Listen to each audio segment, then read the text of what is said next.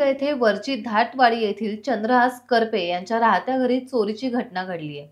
त्यांच्या घरातील एका कपाटातील दागिने चोरीला गेलेत। शिवाय चोरलेले काही दागिने एका खोलीत खाली पडलेले पाहायला मिळाले। या चोरीची फिर्याद दोडामार्ग पोलीस ठाण्यात देण्यात आली असून गुरुवारी श्वान पथक तसेच ठसे तज्ञ यांनी घटनास्थळी भेट देत पाहणी केली। याबाबत अधिक तपास दोडामार्ग पोलीस करत आहेत। शिवाय या घटनेमुळे परिसरात आता घबराटीचं वातावरण निर्माण झालंय।